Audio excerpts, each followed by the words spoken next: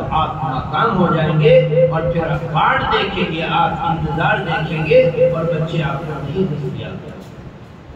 اس لیے اس کو اپڈیٹ کرنے کی ضرورت ہے۔ اچھے مدرس رکھیے، اچھے مدرس رکھیے، ان کی حوصلہ افزائی کیجیے۔ اگر کوئی مدرس کامیاب بن جاتا ہے اور لوگوں کا رجوع ہو جاتا ہے، محتمل یہ سوچتا ہے بس میری گدی ہلنے لگے، یہ ناکامی کی بات ہے۔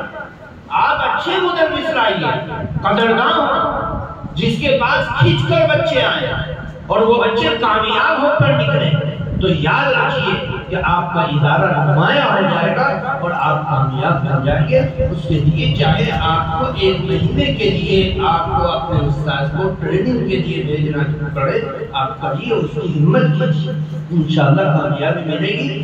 مولانا شریف خان صاحب دامت برکاتہ ٹریننگ کے لیے باقاعدہ ایک شعبہ قائم کرنے جا رہے ہیں اپنے ادارے میں۔ اس کے لیے ابھی بھی ڈسکس چل رہی تھی۔